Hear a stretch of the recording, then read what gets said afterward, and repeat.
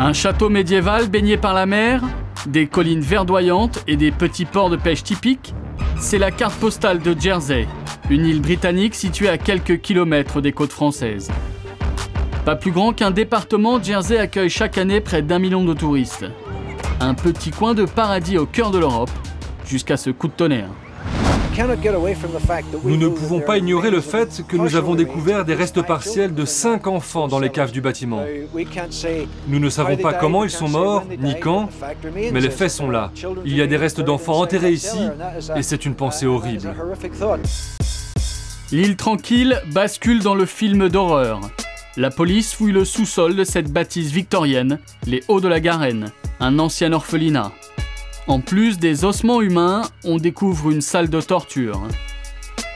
Depuis 1 an déjà, les anciens pensionnaires avaient osé braver la loi du silence. Pas moins de 160 plaintes pour viol et sévices. Frédéric Carpenter, 72 ans, a passé 7 ans dans l'orphelinat. Lorsqu'il en est sorti, les médecins lui donnaient 2 mois à vivre. Oui, moi je connais plusieurs enfants qui ont été tellement maltraités qu'ils ont fini à l'hôpital Saint-Sévior, celui qui est juste au bout de la route, à côté des Hauts de la Garenne. Et ils les ont mis là-bas et ils sont morts. Et ils étaient très jeunes, morts de mauvais traitements, et tout ça a été mis sous le tapis. On avait trop peur de parler à qui que ce soit. Depuis la macabre découverte, Jersey est devenue l'île de la honte. Mais le scandale éclabousse maintenant le gouvernement local. À la fin de l'été, le Sherlock Holmes responsable de l'enquête accuse l'établissement de Jersey d'étouffer l'affaire. Une bombe relayée aujourd'hui par l'ancien ministre de la Santé, viré pour avoir refusé de couvrir le scandale. Pour moi, c'est l'establishment de Jersey, l'oligarchie, qui est responsable de l'étouffement de l'affaire. Il y a par exemple ce couple qui accueillait les enfants, était très cruel et violent avec eux, monsieur et madame de Bonheur. Ils ont été arrêtés par la police et le procureur général de Jersey a littéralement forcé les policiers à les relâcher pour manque de preuves. Il a dit que ce n'était pas dans l'intérêt public de les poursuivre. Stuart Sivray ou l'anti-langue de bois. Sur ces images filmées en douce par la BBC, son franc-parler lui vaut un rappel à l'ordre du Premier ministre de Jersey, à droite de l'écran.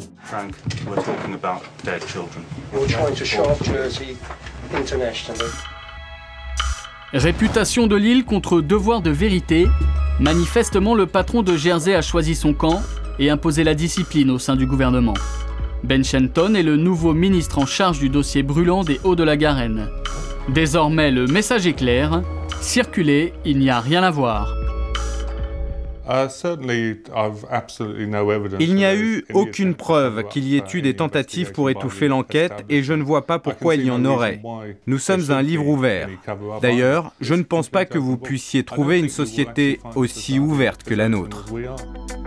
Jersey est une société ouverte, surtout aux capitaux. Chaque année, l'île brasse 650 milliards d'euros, c'est 2 fois le budget de l'État français.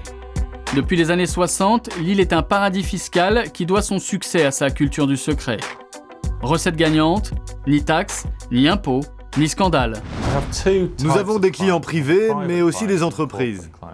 Et typiquement, nos clients privés, ce sont les millionnaires du monde.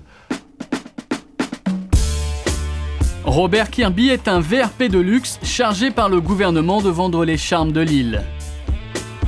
Avec un slogan de poids, à Jersey, fais ce qu'il te plaît. Le ministre, qui s'appelle Frank Walker, est très à l'écoute de tous nos problèmes, lorsqu'on demande des nouvelles lois par exemple. C'est très facile de décrocher son téléphone, de lui dire il y a ce problème et d'en discuter. Un paradis fiscal où l'on peut changer les lois sur un coup de fil, Jersey bat tous les records en matière d'exception. Et pour bien verrouiller le système, on est ministre de père en fils et la justice se rend en famille. Le procureur général et le juge suprême sont frères. Côté médias, aucun danger, il n'existe qu'un seul journal dont l'ancien propriétaire est le Premier ministre, Frank Walker. Élu depuis 3 ans, il est le véritable seigneur de l'île, mais son pouvoir est aujourd'hui menacé par le scandale des enfants martyrs.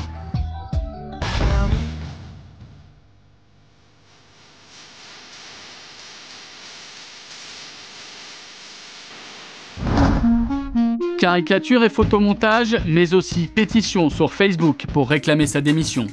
Une campagne pour dénoncer un système quasi féodal que le député Geoff Southern est le seul à oser remettre en cause devant une caméra. Depuis la Seconde Guerre mondiale, cette île a toujours été tenue par les riches, pour les riches. Le résultat, c'est que le pouvoir se transmet de génération en génération à quelques familles très puissantes de l'île. Nous avons 10 ministres, et c'est intéressant, je trouve, de savoir que sur les 10, 6 sont multimillionnaires. Et tous ces politiques, ils se connaissent? Oui, ils se connaissent très bien. La plupart étaient à l'école ensemble. Un gouvernement d'amis qui vaut aujourd'hui à l'île la réputation d'être une dictature au service de l'argent roi.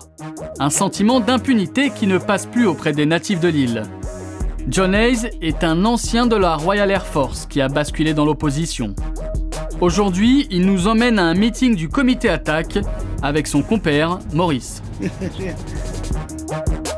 Pour cette poignée d'irréductibles, le scandale des Hauts de la Garenne laissera des traces au niveau politique. Bien sûr, bien que les Hauts de la Garenne soient une histoire sordide, je pense qu'il y aura un côté positif, parce que cela révèle beaucoup d'autres choses qui sont négatives à Jersey. Oui, je suis d'accord avec toi, John. Cela va détruire la culture du secret qui contrôle l'île depuis de nombreuses années. Donc je pense qu'il y aura un avant et un après, et il faut que ce soit comme ça. Le scandale de l'orphelinat de l'horreur parviendra-t-il à ébranler les fondations de l'île Coffrefort? Pour les rares opposants, la seule manière, c'est de frapper au portefeuille. La réputation de Jersey a déjà été sévèrement entachée. Mais la plus grande menace pour l'établissement de l'île, c'est qu'on ait plus d'intervention du Royaume-Uni dans nos affaires courantes, ce qui signifierait par exemple un contrôle plus rigoureux de la légalité des transactions financières et des affaires de l'île en général. Aujourd'hui, tous les regards se tournent vers Londres, seul capable d'intervenir auprès des maîtres de l'île. Un combat mal engagé, le commissaire chargé de l'enquête est à la retraite et le dossier est au point mort.